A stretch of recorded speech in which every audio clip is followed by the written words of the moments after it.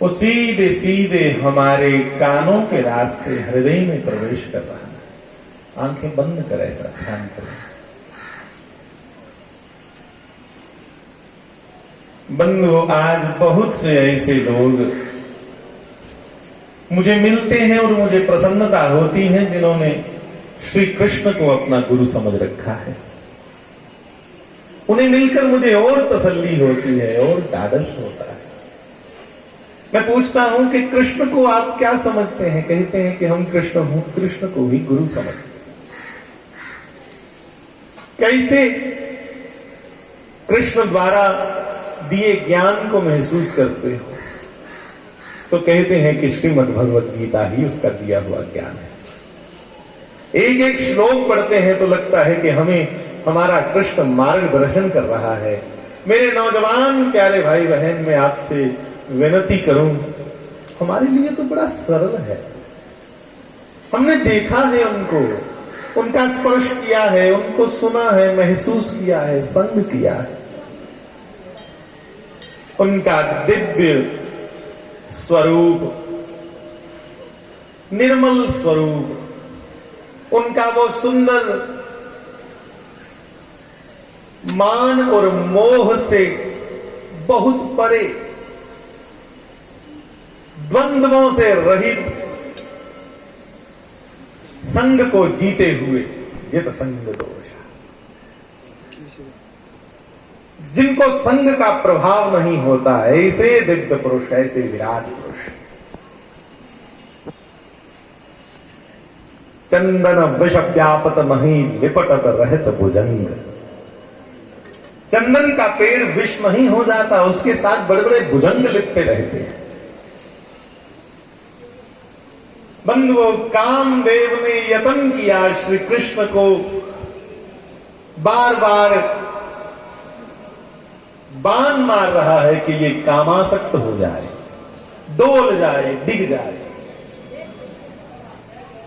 कोटि कोटि गोपियां रास मंडल में श्री कृष्ण को घेरे हुए खड़ी हैं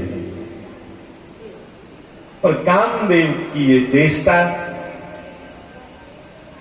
कि कृष्ण गोपियों में डोल जाए, इसका मन गोपियों में बंध जाए, फंस जाए।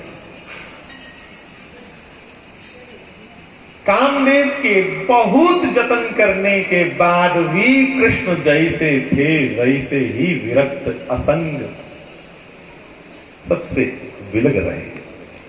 कमल का पुष्प जैसे जल में रहते हुए गीला नहीं होता, जल बिंदु उसको गीला नहीं, दूषित नहीं कर पाते, वैसे ही श्री कृष्ण सब में रहते हुए सबसे असंग रहे। प्यारे भाई बहन, सदगुरु का स्वरूप भी कुछ ऐसा ही है, जो समाज में रहते हुए, सब में रहते हुए असंग रहे, निर्लिप्त रहे, बेदाग जीवन जिसका रहे। चंद्र नहीं, कोटि चंद्र की जैसी प्रभा हो जिसकी, करोड़ों करोड़ों चंद्रमा जैसी प्रभा। सूर्य नहीं, कोटि सूर्य समप्रभ हो, तो करोड़ों करोड़ों सूर्य के समान अपनी प्रभा, अपनी क्षमता को रखता हो, फिर भी साधारण जीवन, फिर भी बिल्कुल सादगी में भरा हुआ जीवन रखते हैं कि कोई मुझे जान ना जाए, कोई मुझे पहचान ना जाए, कोई मुझे पकड़ ना ले कि ये कोई अवतारीय, कोई ईश्वरीय शक्ति है। प्यारे भाई बहन, हमने उनको देखा, महसूस किया, हमारे लिए बड़ा सरल है। उनकी कृपा से ईश्वर का, शिव का ध्यान भी, विष्णु का ध्यान भी, कृष्ण का ध्यान भी करना है तो उन्हीं के माध्यम से ध्यान करना है। तो ऐसा ध्यान करो कि टाट पहने हुए महाराज जी व्यास मंच पर व्यास की तरह आसीन हैं और हम सब नीचे बैठ उनकी कथा श्रवण कर रहे हैं और उन्होंने सीधा सीधा बंधुओं अपने मुख से, मैं कहूं, एक नई गंगा को प्रकट कर दिया। भागीरथी गंगा तो हरिद्वार में है ही, पर कथा रूपी गंगा को हमारे हृदय पटल पर उन्होंने सीधा सीधा रख दिया आकर के, हमारे जन्मों जन्मांतरों की पिपासा को मिटा दिया, प्यास को मिटा दिया।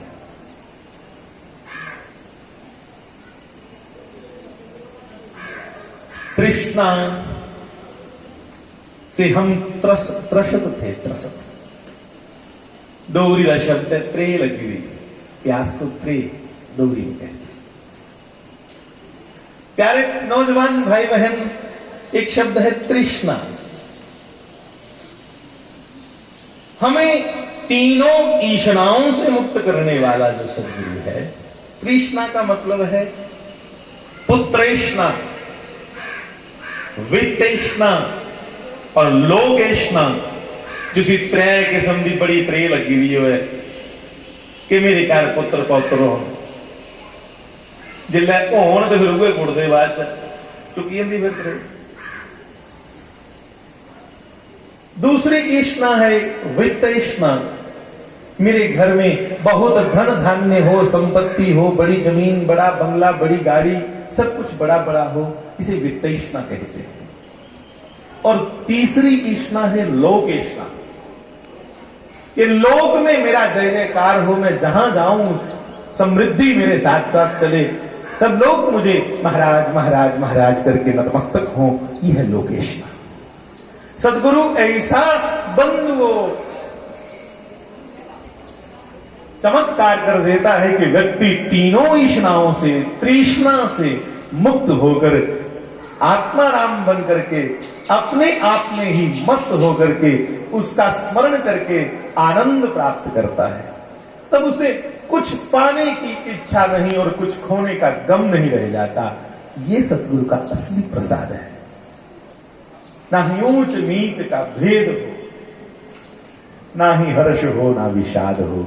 मेरा उस जगह पे निवास हो जहां एक द्वार का नाथ हो, जहां नित नया आनंद हो, जहां नित नया आह्लाद हो, न किसी से वैर विरोध हो, न कहीं भी प्रेम प्रमाद हो। मैं अनंत ब्रह्म अखंड हूं, मुझे प्राप्त यह ही प्रसाद। हमारी प्यास, हमारी त्रास सब मिटा दे वो सद्गुरु। हमें और ज्यादा त्रसित कर दे, हमें और ज्यादा सामाजिक ईष्णाओं से लिप्त कर दे, काहे का सद्गुरु। हम उसकी गाड़ी बंगला, उसके रहन सहन को देख के और ज्यादा माया में धंसते जाएं ना। बंधुओं, सद्गुरु की यही पहचान है जिसके पास बैठ के सहज वैराग्य उत्पन्न हो, जो मुंह से कुछ कहे भी ना, बस खाली उसके पास बैठ जाओ। व्यक्ति को इच्छा हो कि मैं छोड़ू, मैं त्याग दूं। कृष्ण के पास बैठते ही गोपियां सहज त्यागने की इच्छा करती थी। प्राण तक त्यागने की इच्छा होती है, प्राण तक त्यागने की।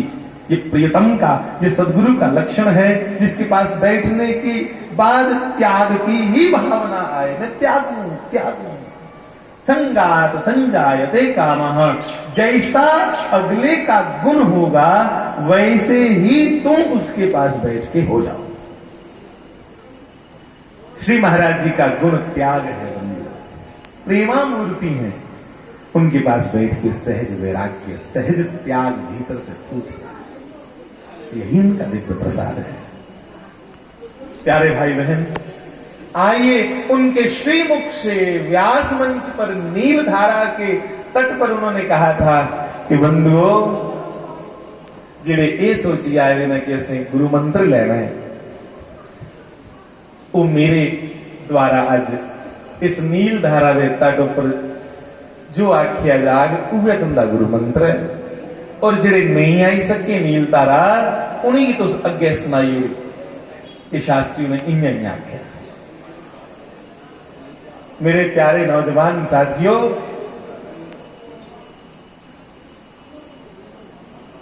कान में गुरु दीक्षा देने का विधान है। हम मुनकर नहीं, हम उससे इनकार कहां कर रहे हैं। हम उस परंपरा को, वंदे गुरु परंपरा, हम उस गुरु परंपरा को भी नमस्कार करते हैं, नमस्कार करते हैं। पर बंधुओं, बहुत सी परंपराएं हैं, बहुत से रास्ते हैं, बहुत से रास्तों से चलते हुए उस एक मंजिल पे पहुंचना है। उस परंपरा को भी हमारा प्रणाम, स्वागत है उस परंपरा का, गुरु परंपरा का, उस प्रकार की नाम दीक्षा को भी मेरा प्रणाम। पर मेरे नौजवान साथियों,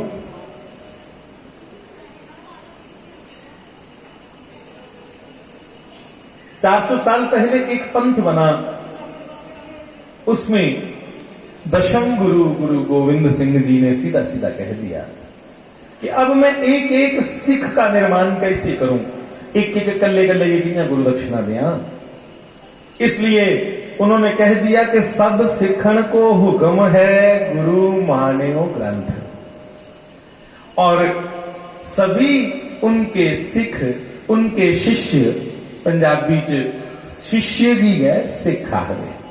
जैसे शब्द है शिक्षा, तो पंजाबी में क्या कहा जाता है? सिक्ख्या। क्ष को ख कहा जाता है पंजाबी में। शब्द है शिक्षा, तो पंजाबी भाषा में कहेंगे सिक्ख्या, सिक्ख्या प्रदान करनी। तो मेरे नौजवान साथियों, तब नियम ऐसा हुआ कि सब ग्रंथ को ही गुरु कही, और उससे भी पहले कृष्णम वंदे जगत गुरु,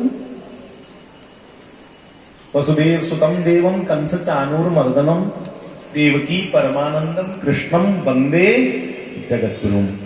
उससे पहले भी विधान था कि कृष्ण को स्वीकार करते थे गुरु लोग, कि हमारा गुरु कृष्ण है, उसकी गीता ही हमारा उपदेश है। मेरे नौजवान भाई बहन, उसी नियति से, उसी प्रकरण से, उसी परंपरा से मैं आपको विनती करूं कि श्री महाराज जी ने अपने श्रीमुख से कहा है, अपने मुखारविंद से कहा है कि बंधुओं, ये जड़ा नाम है तुसी के लगा सुनान, ये अज्ञा सुनाए बिंदे नहीं आई सके। इसमें कोई संदेह मत रखिएगा। गुरु दीक्षा समय शास्त्रादेश है कि इस ढंग से शिष्य को दीक्षा दी जाए, इस तरीके का नहीं चलेगी। गुरु मंत्र देता जा कि शिष्य के मन में एक दादस हो जाए, उन्हें मना च एक तसल्ली हो गया कि मिगी मेरे सदगुरु ने कुछ बखरे ऐसा स्पर्श करिए, गुरु मंत्र दिता कि मैं उसे भुला ही नहीं सकता। सदगुरु को तो, शास्त्री जी महाराज जी को तो हम वैसे भी नहीं भुला सकते, उनको भुलाना असंभव है मेरे नौजवान साथियों। उनकी शिक्षा, उनका उपदेश यूनिवर्सल है। यूनिवर्सल मीन जो हर समय हर एक के लिए बराबर लागू हो सकता है, चाहे वो मुस्लिम हो, चाहे वो सिख हो, चाहे वो ईसाई हो, चाहे वो हिंदू हो, चाहे वो कोई भी परंपरा का, कोई भी पंथ का, कोई भी ग्रंथ का मानने वाला हो, सब पर वो आदेश बराबर लागू हो सकता है। जिसका आदेश सब पर बराबर लागू हो सकता है उसको यूनिवर्सल कहा जाता है। इनका नहीं कोई एक महाराज जी ने कोई एक परंपरा की बात नहीं की बंधु, ऐसा उनका। गीता को पढ़ के देख लीजिए, गीता को पढ़ने के बाद आपको लगेगा कि ये किसी एक संप्रदाय, एक परंपरा को नहीं, समूचे ब्रह्मांड को आदेश किया जा रहा है। वैसे ही महाराज जी की वाणी को अगर आप ध्यान पूर्वक सुनेंगे तो आपको लगेगा महाराज जी किसी एक वर्ग को नहीं,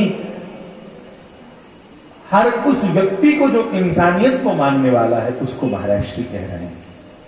इसलिए मेरे धर्मप्रेमी यहां बैठे बंधुओं, उनका प्रवचन सुना करो नित्य प्रति। आपको रोज नया लगेगा, दिने दिने नवम नवम नमामि गोप संभवम। नित्य आपको अगर महाराज जी के प्रवचन सुनने की इच्छा होगी और उसमें से रोज नई चीज निकल के उभर के बाहर आएगी, सुन के देखिए। जिन खोजा तिन पाया, तुम खोज तो करो उनको सुन करके, तुम्हें बहुत कुछ मिलेगा, बहुत कुछ। अपने जीवन में मैं अपनी बात करूं, आज भी कुछ ऐसी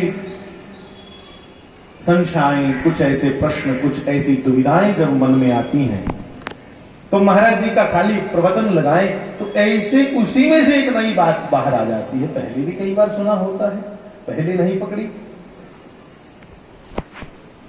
बंधु वो यूनिवर्सल बात कहते थे, ब्रह्मांड पे उनकी बात फिट बैठती थी, एक दो देश के लिए नहीं, एक दो संप्रदाय के लिए नहीं। वैसे सदगुरु ने हमें उनकी विस्तारता देखिए सज्जनों, उनका ब्रॉड विजन देखो, उनकी मैं कहूं कि विराटता देखो। कथा करते ने श्री कृष्ण दी ते कीर्तन को दा करांदे राम दा, ये विराटता है, संकीर्णता नहीं। आज कृष्ण को मानने वाले राम का विरोध करते हैं, राम को मानने वाले कृष्ण का कटाक्ष करते हैं। नहीं, कृष्ण को ये समझ नहीं लगी, इतने की कितना उन्हें, अरे उसको पूरी तरह पढ़ ले फिर समझ लगेगी।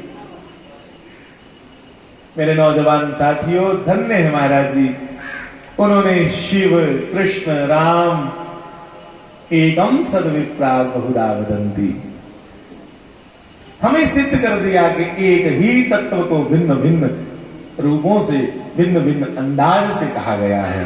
विद्वान अपने अपने ढंग से प्रस्तुत करते हैं। आइए उन शब्दों का उच्चारण सब मिलकर कहें। कृपया ध्यान करें सद्गुरुदेव भगवान का, जिनके श्री चरण कमल पादुका के रूप में हम सबके सामने हैं और हम सब इनकी सानिध्य में बैठे हैं, इनकी सानिधि में बैठे हैं। तो सब महाराज जी का ध्यान करते हुए कृपया उस विजयी मंत्र का, जो हमें हर क्षेत्र में विजयी प्रदान करने वाला त्रयोदश अक्षर मंत्र है, त्रयोदश अक्षर मंत्र से कौन सा, सब आंखें बंद करें और श्री महाराज जी का ध्यान करें। भगवती जगत जननी दयामयी मां चंपा मैया जी का ध्यान करें। बंधुओं, आंखें बंद कर आइए हम अपने आप को सद्गुरु के हाथों में सौंपें और विनती करें कि सरकार हमें स्वीकार करो। आज से हम आपको, हे मेरी मां जगदम्बा स्वरूपनी दयामयी मां चंपा मैया जी, हे मेरे पिता स्वरूप जगत गुरु श्री शास्त्री जी महाराज जी, आप हमें स्वीकार करें। आज से हम आपके हुए, आप हमें शिष्य स्वीकार करें और गुरु की भांति हमारी उंगली पकड़ के हमें सदमार्ग पर अग्रसर करे, आगे बढ़ाए। हम नहीं जानते हमारे लिए क्या उचित है, क्या अनुचित है, हमें नहीं मालूम पाप और पुण्य की क्या परिभाषा है। हे सद्गुरु, हम अपने आप को आपके श्री चरण कमलों में सौंप रहे हैं। हमारे लिए शुभ अशुभ आपको निर्णय करना है, क्या है। हमारी उंगली पकड़ के जैसे पिता बालक को चलाता है वैसे चलाएं। हम आपका दिया हुआ गुरु मंत्र उच्चारण करने जा रहे हैं और इसी से हम अपने जीवन की बागडोर आपके हाथों सौंप रहे हैं। आज से हम आपके शिष्य हुए, आप हमारे सद्गुरु मालिक हुए। श्री राम जय राम जय जय राम।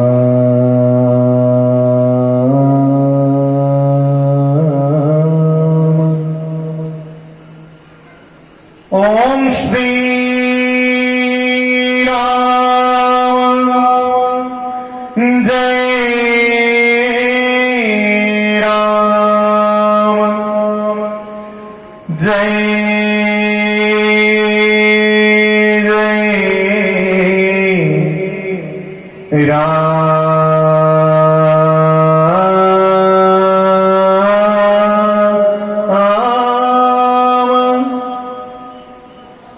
श्री राम जय राम जय जय राम।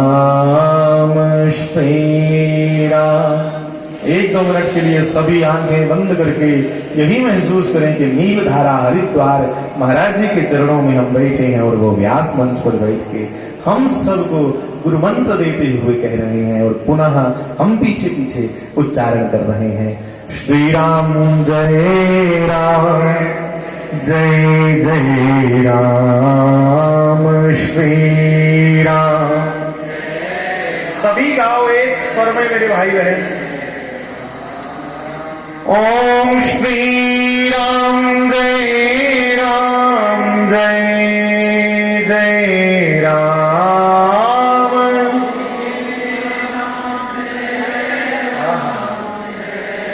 वातावरण बदल जाएगा बंधुओं, मिल के कहो ओम श्री राम जय जय राम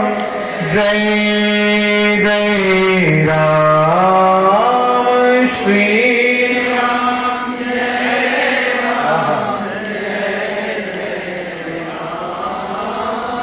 श्री राम जय जय राम श्री राम।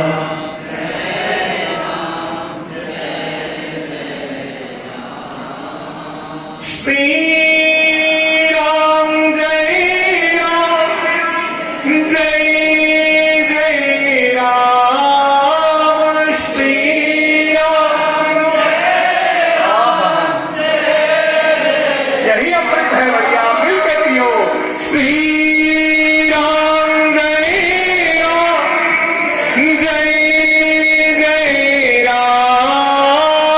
श्री राम।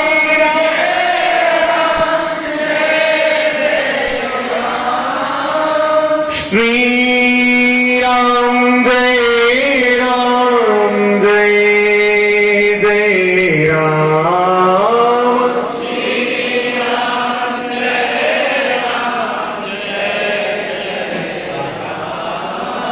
बोलो श्री राम जय राम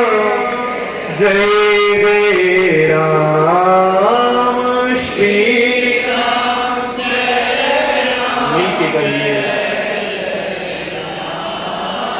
ओम श्री राम जय